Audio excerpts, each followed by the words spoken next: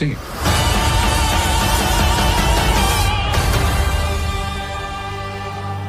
What's up, everybody? It's your boy Wes Grant. You're watching Sub Urban Nerd. This channel where I get my nerd reviews. On today's nerd news, I also do movie reviews. And today's movie I'm going to be reviewing is The King's Man. Not The King's Man, The Secret Service. That one was in 2014. This one just got released, and it's a prequel of the other two. So this one's directed as well by what's his name? By Matthew Vaughn, and it stars Gemma Arterton, Ralph Fiennes, Colin Firth, Harris Dickinson, which is his son in this movie, and Djimon Hounsou, I believe his name is.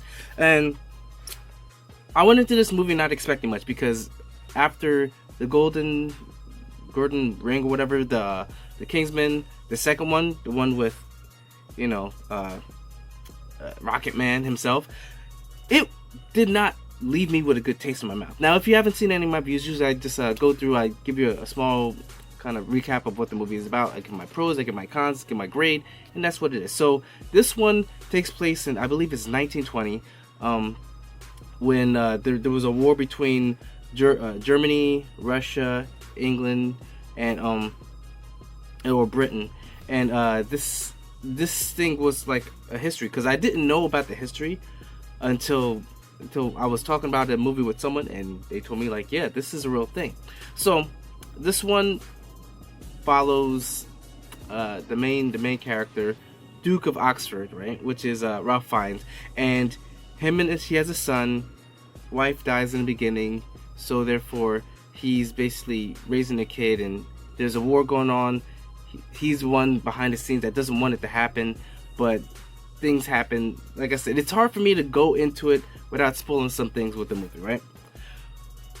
That being said, I'm gonna say that this movie was different than all the other Kingsman movies. Now, if you go into this movie expecting a huge bombastic movie, this is not that movie for the most part. The first 40 to 45 minutes was kind of slow, and I found myself kind of, not saying bored, but it was a little slow for me, not much happening. But once you get into it, where they run into Rasputin, movie starts kicking off, and the son has this thing where he wants to go to war, and Ralph Fiennes' character, he doesn't want them because he knows what war really is. And I was like, you know what? These young teenagers, they think it's all glory. Oh, I'm gonna go to war. They don't know what war is, and the father knows, and he's gonna learn his lesson. But that being said, like I said, the movie, it's good. It has great action. Once you go past that 40-45 minutes, the action's great. Has some good comedy. Like the scenes between Rasputin and Oxford, where he's trying to heal his leg, I was thinking about it today while at work, and I was actually giggling and chuckling every time I thought about it, because it's really funny. Oh yeah, Djimon Hounsou. Yeah, that's the name of the character. I just looked around, I just saw it. But he's awesome in this as well. And the fight scenes, the choreography, close to end, like Matthew Vaughn, he Matthew Vaughn's it up, and you really enjoy this. Like I said, it's not as huge and bombastic as far as like crazy, like the first one had people's heads exploding and all that. No, it's not like that.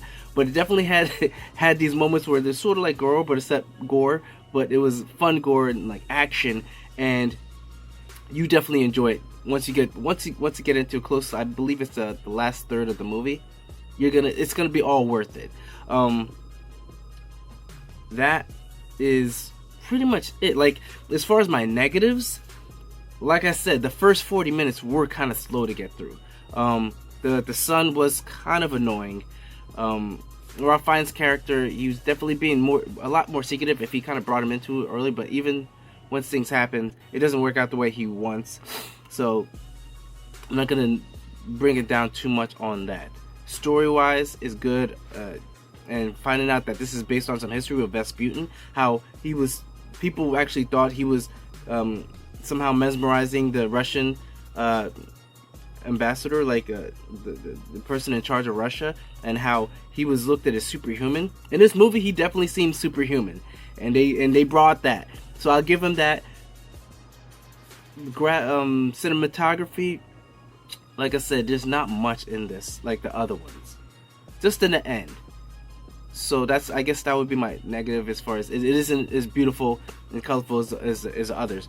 But the second one to me wasn't that good, so it might be plus or minus if depending on if you like the second one that much. Go all in all, it's a great movie. You should watch it. It's very entertaining, and I'm gonna give this movie a B plus. B plus because it has a fun factor. Once you get past those 40 minutes, it's really good. The storytelling on it is really good.